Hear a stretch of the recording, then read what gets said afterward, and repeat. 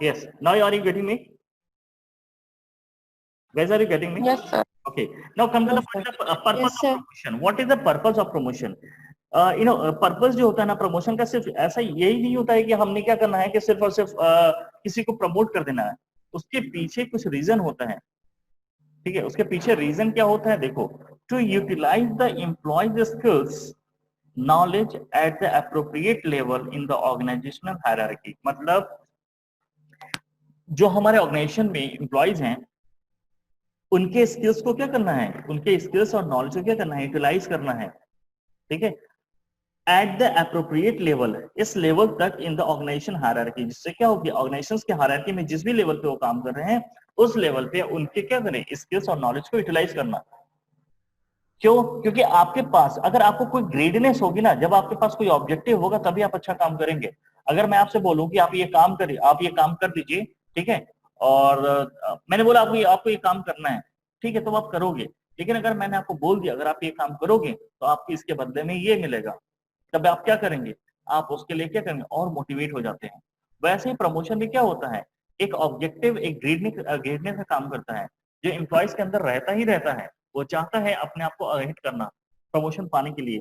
तो इससे क्या होता है, इस लालच में क्या होता है ना कि जो हमारा एम्प्लॉयज होता है क्या होता है, वो अपने स्किल्स और नॉलेज को और अच्छे से अप्रोप्रिएट तरीके से क्या करता है, यूटिलाइज करता है, ठीक है।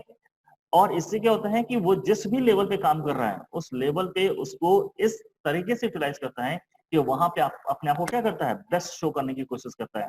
ये समझ में आ रहा है? इसमें जिस भी लेवल पे आप हो, जिस भी हायरार्की पे आप काम कर रहे हो, उस हायरार्की जो भी एम्प्लॉइज होते हैं वो अपने स्किल्स और नॉलेज को इस तरीके से अप्रोप्रिएट लेवल पे इस तरीके से यूटिलाइज करते हैं जिससे कि क्या हो, वो अपने आप को क्या कर सके, अपने चीजों को दिखा सके ऑर्गेनाइजेशन को कि मेरे अंदर ये स्किल्स है। और इससे दोनों का फायदा होता है, उस एम्प्लॉय को तो फायदा होता ही होता है, लेकिन सबसे बड़ा फायदा क्या होता है, हमारे ऑर्गेनाइजेशन का। क्यों? क्योंकि इससे ऑर्गेनाइजेशन, अगर किसी इंसान के अंदर, किसी एम्प्लॉय के अंदर कोई क्वालिटी छुपी भी है तो वो उस लालच में, मतलब उस प्रमोशन के चक्कर में क्या होता है, उसको और अच्छा करता है। तो इससे क्या होता है कि आप हर एक एम्प्लॉयज के स्किल्स और नॉलेज को बहुत अच्छे से यूटिलाइज कर सकते हैं। तो पहला तो ये पर्पज होता है।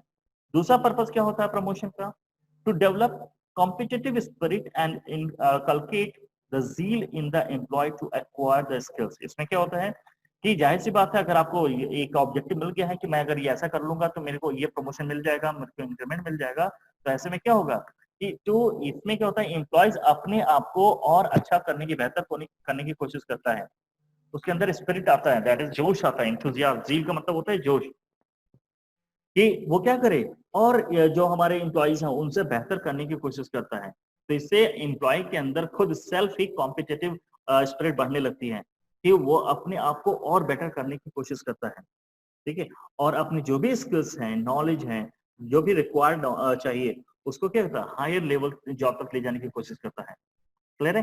तो यहाँ पे क्या होता है, दूसरा ऑब्जेक्टिव क्या होता है कि इसमें जो भी हमारे एम्प्लॉयज होते हैं उनके अंदर कंपटीशन की भावना आ जाती है और वो पूरे जोश के साथ क्या करते हैं, अपने स्किल्स नॉलेज को क्या करते हैं, उसको यूज करते हैं and required by the higher level jobs. और क्या करते हैं, उस लेवल तक पहुंचने की कोशिश करते हैं जिनकी उनकी क्या होती है, उस जॉब के लिए जरूरत होती है। मतलब अपने स्किल्स को इस तरह से डेवलप करते हैं जो कि उस हायर लेवल जॉब के लिए जरूरी है। यानी आप पहले ही दिखा देते हैं कि सर मैं अब क्या होता हूँ, मैं अभी अभी मैं एग्जीक्यूटिव लेवल पे था, मैं अभी 5 लोग को ही कर सकता था हैंडल, अभी मेरे अंदर इतनी स्किल्स आ गई है कि मैं 20 लोग को हैंडल कर सकता हूँ। यानी मान लेते हैं अगर एग्जीक्यूटिव लेवल पे आपको 5 लोग को ट्रीट करने का आपके अंदर लीडरशिप स्टाइल होना चाहिए, और अगर आपको एरिया मैनेजर के लिए आपके अंदर 20 लोग के लिए क्या होना है, को लीड करने की कला होनी चाहिए, तो आप क्या करते हैं, एग्जीक्यूटिव लेवल पे ही दिखाते हैं कि मैं 20 लोग को कर सकता हूँ। यानी आप कुछ इस तरह से परफॉर्म करते हो कि आप क्या करते हो, शो करते हो कि मैं 20 लोग को हैंडल कर सकता हूँ। तो इससे क्या होता है कि अब आप क्या करते हो, अपने हायर लेवल यानी एरिया मैनेजर के लिए जो रिक्वायर्ड स्किल्स है वो आप क्या करते हो, अभी से दिखाना शुरू करते हो ऑर्गेनाइजेशन को। जिससे क्या होता है, ऑर्गेनाइजेशन आपकी तरफ ध्यान देता है कि यार ये तो क्या है, इसके अंदर तो ये तो एग्जीक्यूटिव लेवल पे है, लेकिन ये क्या है, ये तो अभी से क्या हुआ, मैनेजर स्किल्स के अंदर दिख रही है, ये 20 लोग को बहुत अच्छे से हैंडल कर ले रहा है। तो ये सारी चीजें होती हैं। सेकंड वाले स्टेप का मतलब समझ में आया, पर्पस, सेकंड स्टेप क्या हुआ, सेकेंड पर्पस क्या होता है, आप समझ में आए आप लोगों को?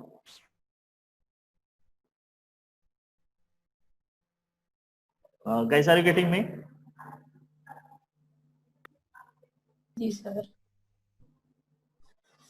गाइस समझ में आ रहा है, बस मैं ऐसे बोले जा रहा हूँ। आर यू गेटिंग मी ना? Yes sir. किसी को कोई प्रॉब्लम है क्या उसमें? सेकंड वाला फिर से रिपीट कर दूं या फिर नो सर। क्लियर है ना? ओके यस क्लियर हो रहा है। ठीक है। तो देखो पहला वाला क्या था, पहला वाला ये था कि हम इसके थ्रू, इस पर्पज ये होता है प्रमोशन का कि इसके थ्रू क्या होता है, हम एम्प्लॉइज के अंदर क्या करते हैं, एक लालच डालते हैं, जिससे क्या होता है कि वो और अच्छा काम करता है, और जब वो अच्छा काम और करता है तो क्या होता है, इससे हम हर एक एम्प्लॉय के अंदर छुपे हुए जो भी स्किल्स और नॉलेज है उसको भी अच्छे से यूटिलाइज कर लेते हैं। दूसरा पर्पज क्या होता है कि इसमें एम्प्लॉय खुद ही अच्छा करने की कोशिश करता है, कॉम्पिटेटिव बन जाता है, जोश आ जाता है उसके अंदर कि मैं इसको और अच्छे से बेहतर करूं, और जिससे कि क्या हो कि उसकी स्किल्स और नॉलेज इस तरीके से वो यूटिलाइज करता है जो कि क्या होता है, हायर पोस्ट पे जाने के लिए जरूरी होता है। ठीक है, हायर पोस्ट के लिए जाने के लिए जरूरी होता है, तो खुद से ही कॉम्पिटिटिव बन जाता है। तीसरा क्या पर्पस होता है? तीसरा पर्पस होता है to develop competent internal sources of the employees ready to take up job at higher level in the changing environment। मतलब इसमें ऑर्गेनाइजेशन के अंदर में ही क्या करते हैं, एम्प्लॉइज क्या होते हैं, वो इतने कॉम्पिटेंट हो जाते हैं इंटरनल रिसोर्सेज के लिए ही, employees ready to take up job at higher level, कि ऑर्गेनाइजेशन के ही एम्प्लॉय जो होता है हायर लेवल के लिए क्या होता है, अपने आप को कॉम्पिटेंट बनाते हैं। ठीक है, मतलब उनको इस तरह से रोल किया जाता है कि अभी क्या होता है, जानो अगर आपके किसी ऑर्गेनाइजेशन में एरिया मैनेजर की जरूरत पड़े तो आप क्या करोगे? अगर आप जानो एरिया मैनेजर बाहर से हायर करोगे, मतलब आपने एक रिक्रूटमेंट निकाल दिया कि my company need area manager, आपको क्या लगता है कि हर कंपनी में जब भी एरिया मैनेजर, जोनल मैनेजर की जरूरत पड़ती है तो क्या वो एक्सटर्नल लोगों को लेती है? क्या एक्सटर्नल लोगों को लेती है? ऐसा नहीं होता है। ये तभी होता है जब हमारे ऑर्गेनाइजेशन में उस लेवल के लोग नहीं होते हैं। क्लियर है? तो ऑर्गेनाइजेशन कोशिश यही करता है कि वो अपने ही एम्प्लॉय को प्रमोट करके उस लेवल पे ले जाए। क्लियर? तो अब जो हमारा एरिया मैनेजर था, ठीक है, तो जो भी हमारा एरिया मैनेजर है उसको क्या हुआ, हमने क्या किया, जो भी एम्प्लॉयज हमारे ऑर्गेनाइजेशन में रहते हैं,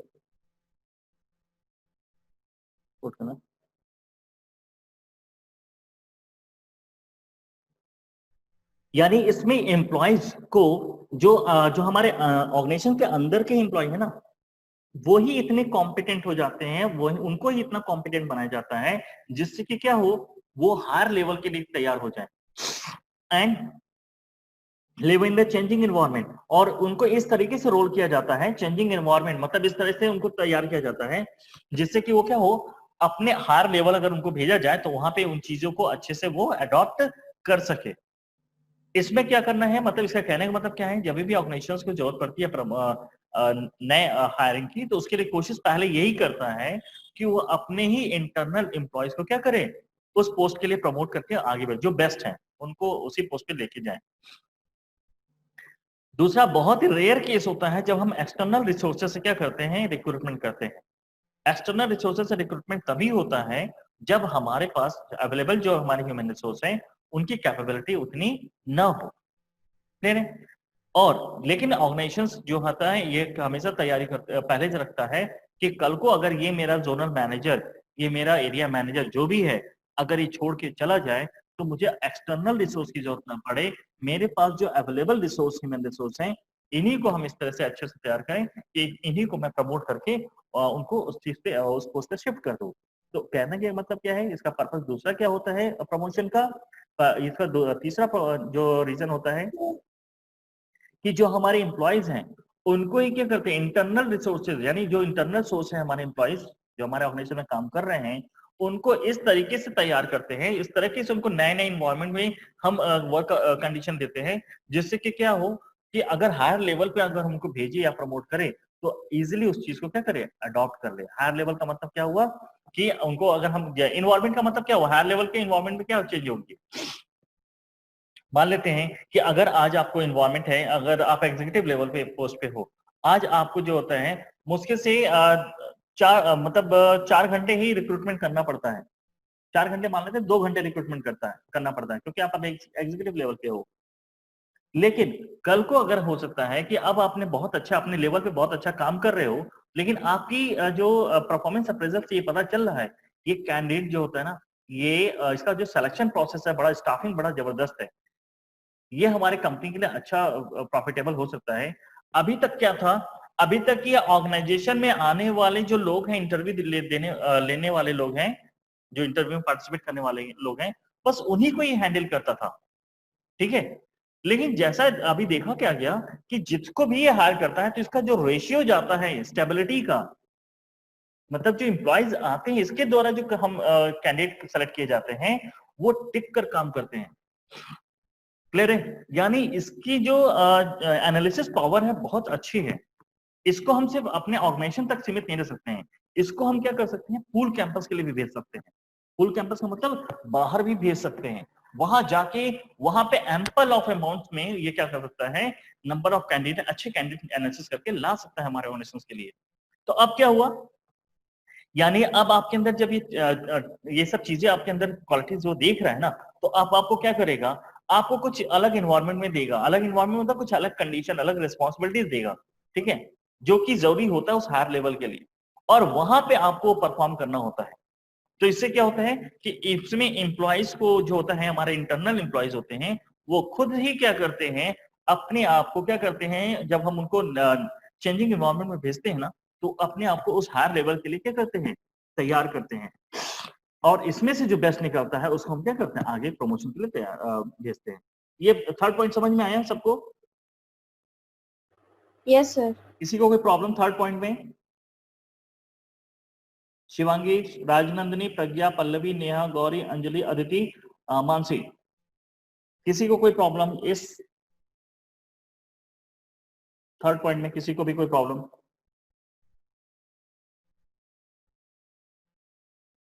अरे कोई बोलेगा? No sir. ओके, चलो। So let's start now. तो पहला क्या था, पहला जो है ना, पहला कौन बताएगा, पहला बताएगा गौरी। पहले वाले में क्या था?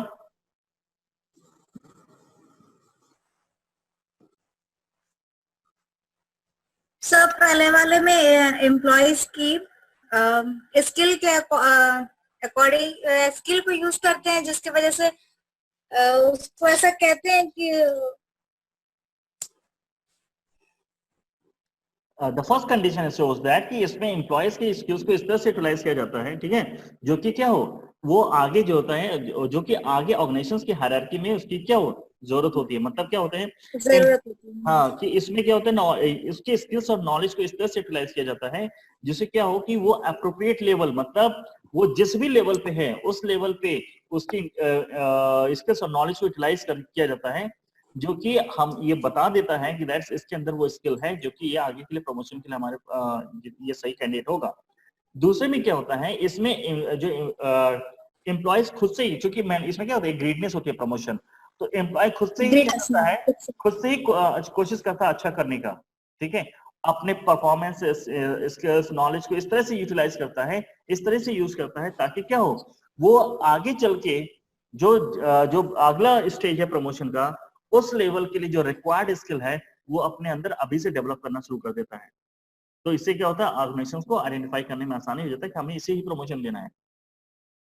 तीसरा कहता क्या है, इसमें ऑर्गेनाइजेशन में काम करने वाले एम्प्लॉय को क्या करते हैं, इंटरनल जो हमारे एम्प्लॉयज हैं उनको इस तरीके से हम क्या करते हैं, जॉब रोटेट करते हैं, यानी इन्वायरमेंट चेंज करते हैं, ताकि उनको देखा जाता है कि हर इन्वायरमेंट में उनका लेवल ऑफ परफॉर्मेंस क्या है। उनमें से जो हमारे अच्छे परफॉर्मर होते हैं उनको क्या करते हैं, उनको हम आगे प्रमोशन के लिए भेजते हैं, ठीक है। तो इससे क्या होता है, तो सभी सबको भेजा जाता है, तो जाहिर बात है सभी अच्छा काम करने की कोशिश करेंगे, इसमें भी सभी क्या होते हैं, एक दूसरे से अच्छा बेहतर करने की कोशिश करते हैं, ठीक है। नेक्स्ट स्टेप क्या था कि क्यों प्रमोशन पर्पस क्या होता है, to promote employees self development, make them await their turn of promotion, it reduce the labour turnover. देखो इसमें क्या होता है, पर्पस क्या होता है, नेक्स्ट पर्पस तो एम्प्लॉयज को इस तरीके से उनको सेल्फ डेवलपमेंट के लिए एम्प्लॉयज को प्रमोट करिए कि आप खुद से ही अपने आप को इतना बेहतर करिए ताकि आप प्रमोशन के लिए एलिजिबल हो जाएं, and make them await their turn of promotion. और उनको क्या करिए, उनको वेट कराइए कि आप प्रमोशन, अब आपका चांस है प्रमोशन के लिए। इससे क्या होगा, जो लेबर का टर्नओवर है क्या होगा, रिड्यूस हो जाएगा। मतलब आप मेरे पास 3 साल से काम कर रहे हैं, आपकी परफॉर्मेंस, और मैं कंपनी कहती है कि भाई आप लोग अच्छे से परफॉर्मेंस करिए, अब नेक्स्ट टर्म क्या होगा, दैट इज कि अब आप लोग का ही होने वाला है। अब आप में से जो बेहतर करेगा वो प्रमोट होगा। तो जाहिर सी बात है सभी अपना अच्छा परफॉर्म कर रहे हैं, सभी चीजें, तो सबको एक लालच होगी कि इस साल जो है 3 साल कंप्लीट होगा, चौथे साल में हमारा प्रमोशन होना है, ठीक है। तो क्या होगा, जहां पे अगर किसी के पास अगर 30 साल में 3 साल में कंप्लीट करने के बाद अगर किसी को अच्छा अपॉर्चुनिटी मिलेगा भी दूसरे कंपनी में, तो वो नहीं जाएगा, क्योंकि उसको क्या लगेगा, मैं दूसरी कंपनी में जाऊंगा, वापस मुझे 3 साल एज एग्जीक्यूटिव भी काम करना होगा, फिर कहीं जाके 4 साल बाद मेरा जो है प्रमोशन होगा। जबकि यहाँ पे मैं क्या हूँ, अभी तीसरा साल चल रहा है, 1 साल और मैं वेट करूंगा तो मेरा प्रमोशन हो जाएगा, ठीक है। तो अब क्या हुआ, तो जो अभी छोड़ने वाला था वो छोड़ेगा कि रहेगा अभी हमारे ऑर्गेनाइजेशन में? सर फिलहाल तो नहीं छोड़ेगा, वो नहीं Yes, छोड़ेगा, sir. नहीं छोड़ेगा। क्यों? क्योंकि उसे Yes, sir. लालच रहेगी, अरे यार 1 ही साल तो है, चलो रुक के अच्छा और बेहतर काम करेंगे, हम आगे चल के मैनेजर पोस्ट पे पहुंच जाएंगे। तो देखो क्या करता है, इससे क्या होता है, उनके अंदर गिडनेस की वजह से रिड्यूस लेबर टर्नओवर, लेबर मानते हो यहाँ पे एम्प्लॉयज के समझ लीजिए, एम्प्लॉयज का टर्नओवर कम हो जाता है, समझ में है। तो ये भी एक पर्पस होता है कि आप इससे क्या करते हैं, एम्प्लॉयज के अंदर एक लालच बना के आप रखते हैं, जिससे क्या होता है, एम्प्लॉयज के अंदर लालच आता है, यार इतने साल काम कर दिया, 1 साल और सही, ठीक है, और अच्छा बेहतर काम करेंगे तो मेरा यहाँ प्रमोशन हो जाएगा, तो छोड़ के जाता ही नहीं है। तो ये भी एक पर्पस होता है कि अपने एम्प्लॉयज को बांध के रखने के लिए, बांध के मतलब दैट इज कि उनको स्टे करने के लिए। और क्या इसका होता है purpose, to promote a feeling of contentment with the existing condition of the company and sense of the belongingness, मतलब उनके अंदर इस तरीके का एक फीलिंग, एक भावना जागृत करना कि दैट्स की आप ही का ऑर्गेनाइजेशन है, ठीक है, विद द एग्जिस्टिंग कंडीशन, और इसमें आपने इतने सालों तक काम किया है, जो भी चीजें हैं ये आप ही के हैं, ठीक है। तो एग्जिस्टिंग कंडीशन जो भी है, नेगेटिव और पॉजिटिव, इस तरीके से उनके अंदर क्या करिए, आप फीलिंग प्रमोट डेवलप करिए of the company and sense of the belongingness, और उनको बताइए कि आप इस कंपनी के सबसे अभिन्न अंग हैं, ठीक है। बिलोंगिंग्स का मतलब क्या होता है, दैट इज यहाँ पे भी अभिन्न, आप इस कंपनी से मतलब कहते हैं that is you are the capital of this company, assets of this company, आप नहीं तो हम नहीं। मतलब ऑल इन ऑल कहने का मतलब क्या है, to let them feel that you are the important for us, employee को ये फील कराइए that is they are important for you, for the organisation. तो इस तरह की फीलिंग के लिए क्या करना पड़ता है, ऑर्गेनाइजेशन को क्या करता है, कुछ इस तरह से काम करने होते हैं जिससे कि क्या हो, उनको बीच में जैसे कहते होता है उनमें कुछ कॉन्फ्रेंस करवा दिया, कोई सेमिनार करा दिया सारे एम्प्लॉयज के लिए, वहां पे आपकी जो सीईओ हैं, जो चेयरमैन है, जो बोर्ड ऑफ डायरेक्टर हैं, सभी आते हैं, सभी सारे एम्प्लॉयज को थैंक्स बोलते हैं कि थैंक्स फॉर योर कोऑपरेशन, आपने हमारी कंपनी के साथ इतने टाइम दिए, और ये कंपनी सिर्फ आप ही की है, और आप जो है आपको जो चाहिए इस कंपनी से मिलेगा, वट एवर दैट। तो इससे क्या होगा कि कंपनीज के जो एम्प्लॉयज है ना, उनके अंदर फीलिंग आती है, ऑनेस्टी जग जाती है, यार मेरी कंपनी मेरे बारे में इतना सोचती है, मैं भी कंपनी के बारे में करूंगा, मैं भी कंपनी को कंपनी मुझे हर चीज में पार्टिसिपेट कराती है।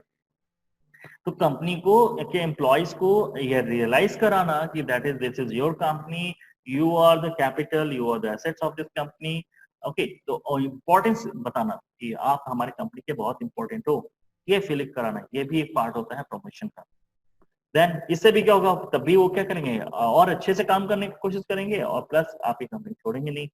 नेक्स्ट क्या पर्पस होता है, to promote interest in the training development programme and team development areas, मतलब उनको ये उनके अंदर ये प्रमोट करना कि भाई अगर आपको अपना प्रमोशन चाहिए तो सबसे पहले तो आपको अच्छे से ट्रेनिंग करना होगा, अपने अंदर डेवलपमेंट लाना होगा, ताकि इस ट्रेनिंग और डेवलपमेंट से जो आपके अंदर स्किल्स डेवलप होगी ना, उस स्किल्स को आप अपने वर्क में दिखाइए और अपने आप को द बेस्ट शो करिए, जिससे कि क्या हो, आपके प्रमोशन के चांसेस बढ़ जाए। तो इससे क्या होता है, आप उनके अंदर ट्रेनिंग और डेवलपमेंट के लिए सीरियसनेस डेवलप करते हैं।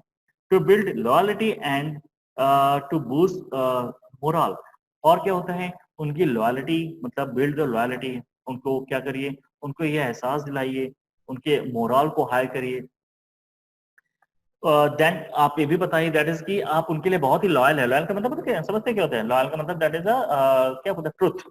ठीक है, कि आपकी कंपनी उनके लिए बहुत ही लॉयल है, ट्रुथ है, और वो आपके हित के लिए हमेशा काम करती है। इस चीज के लिए उनको हमेशा एहसास दिलाइए, उनके मोरल को बूस्ट करिए। इससे क्या होगा? अगेन फिर वही होगा, वो ऑनेस्टली काम करेंगे, आपकी कंपनी को अपना समझेंगे, बेस्ट परफॉर्मेंस देंगे। और ये बेस्ट परफॉर्मेंस क्या होगा? इनमें से आप आसानी से निकाल सकते हो is the best for the promotion. Next क्या होते हैं और क्या प्रमोशन के क्या पर्पस होते हैं? To reward committed and loyal employees, मतलब इसमें हम जो भी अच्छा है, ठीक है, उनको ऑनेस्टली, जो जिन लोगों ने अच्छा परफॉर्म किया है उनको रिवॉर्ड दीजिए।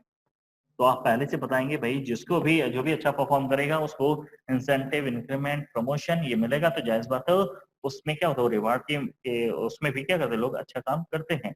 और जब अच्छा काम करेगा तो ऑल इन ऑल फायदा होगा किसका? एम्प्लॉय का ही होना है, सॉरी एम्प्लॉयर का ही होना है। ऑर्गेनाइजेशन का होता है, एम्प्लॉय का भी है, लेकिन ये सब कर क्यों रहा है ऑर्गेनाइजेशन? अपनी बेनिफिट के लिए कि आप वहां पे टिक कर काम करिए। जो आप पहले आप 4 घंटे काम करते थे, अभी आप खुद से मन से और 5 घंटे 6 घंटे काम करिए। अपने आप को, अपनी ऑनेस्टी शो करिए, कॉम्पिटिटिवनेस शो करिए।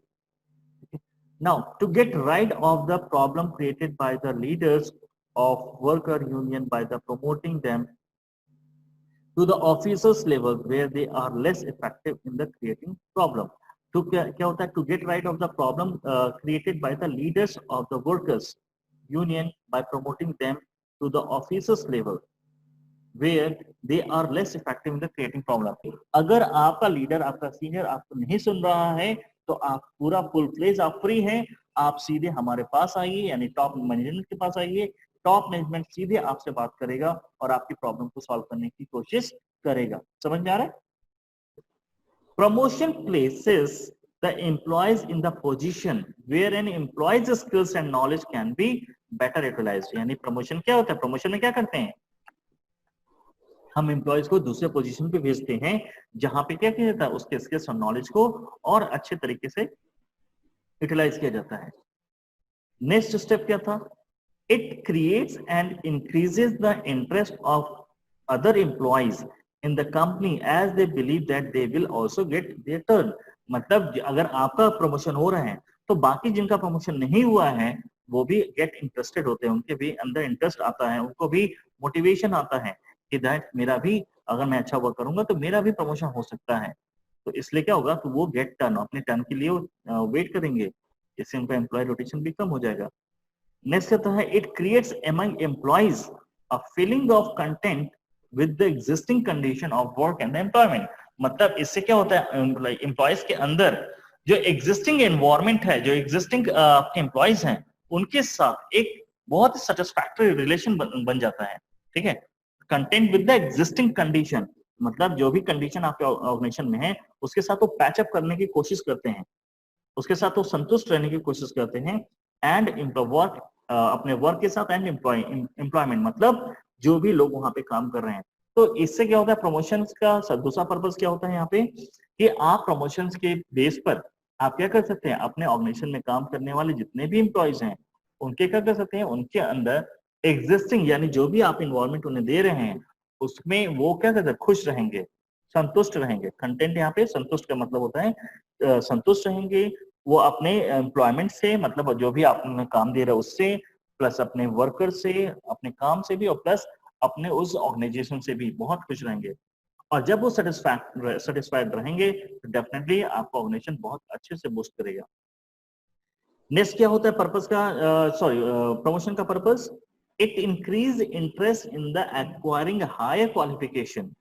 ये भी इंक्रीज करता है कि that is a higher qualification का मतलब कि आपको अगर इस पोस्ट पे जाना है तो आपको अपनी क्वालिफिकेशन, मतलब नॉलेज की बात कर रहे हैं, स्किल्स की बात कर रहे हैं, आपको अपनी एनहांस करनी पड़ेगी, बढ़ानी पड़ेगी इन ट्रेनिंग में, एंड इन सेल्फ डेवलपमेंट, और आपको अपना खुद का भी डेवलपमेंट करना पड़ेगा with a view to meet the requirement of the promotion. यानी प्रमोशंस के लिए रिक्वायर्ड जो भी चीजें हैं, जो भी स्किल्स नॉलेज है, जो भी क्वालिफिकेशन चाहिए, उसके लिए आपको अपना प्रमोशन। अच्छा, क्वालिफिकेशन यहाँ पे ये मत समझना एकेडमिक या प्रोफेशनल कह रहा है, कह रहा है क्या मतलब, दैट इज चाहे वो आपकी बात हो ट्रेनिंग या सॉरी स्किल्स या नॉलेज की बात कर रहा है, तो जो भी रिक्वायर्ड चाहिए हमें उस प्रमोशंस के लिए, उसके लिए वो खुद से ही क्या करते हैं, इंटरेस्ट जगाते हैं कि मैं अपने आप को खुद क्या करूंगा, डेवलप करूंगा। तो इसके लिए क्या करता है, ऑर्गेनाइजेशन के अंदर सेल्फ डेवलपमेंट का फीलिंग डालता है कि आप इस प्रमोशंस के लिए पाने के लिए आपको अंदर ये स्किल्स, ये नॉलेज होनी चाहिए, आप इसको डेवलप करिए, इसको दिखाइए, ताकि आपके चांसेस ऑफ प्रमोशन बढ़ जाएं। और क्या होता है प्रमोशन का purpose, it improves moral job satisfaction. इससे क्या होता है, आपका जो जॉब सेटिस्फैक्शन का जो लेवल है वो बढ़ जाता है, आपका आत्मविश्वास बढ़ जाता है। मतलब जाहिर सी बात है, आपका प्रमोशन, आप किसी कंपनी में 10 साल काम कर रहे हो, पता चला आपको कोई प्रमोशन नहीं, आप डिससेटिस्फाइड हो जाओगे। लेकिन अगर आपको आपके वर्क के हिसाब से प्रमोशन मिल रहा है, तो जाहिर सी बात है आपका मोरल, आत्मविश्वास उतना ही बढ़ता चला जाएगा। Now ultimately it improves organisational health. जाहिर सी बात है, जब ऑर्गेनाइजेशंस का हेल्थ है, ऑर्गेनाइजेशन हेल्थ का मतलब सर एनवायरमेंट, इससे क्या होगा, जब अभी ये सारी चीजें हमने देखा तो क्या देखा, यहाँ पे हर तरफ ऑर्गेनाइजेशन में काम करने वाले हर एक एम्प्लॉय फुली सेटिस्फाइड, हम कोशिश करते हैं सेटिस्फाइड रहें, उनको वर्किंग कंडीशन हम सेटिस्फाइड रखें, उनकी जॉब रिस्पॉन्सिबिलिटीज उनको सेटिस्फाइड रखें, उनको टाइम टाइम पे हम ट्रेनिंग एंड डेवलपमेंट दें, प्लस उनके जो है कोई प्रॉब्लम है उनको हम सॉर्ट आउट करें। तो जब ये सभी चीजें आपके ऑर्गेनाइजेशन में बहुत अच्छे तरीके से होंगी, तो जाहिर सी बात है आपके ऑर्गेनाइजेशन में किसी भी तरह का डिस्प्यूट नहीं होगा, किसी भी तरह का वहां पे मतभेद नहीं होगा, और ऐसे में क्या होगा, आपका ऑर्गेनाइजेशन का जो एनवायरमेंट होगा क्या हो जाएगा, बहुत ही हेल्दी हो जाएगा। अभी समझ में आई ये चीज, क्लियर है सबको? Yes sir.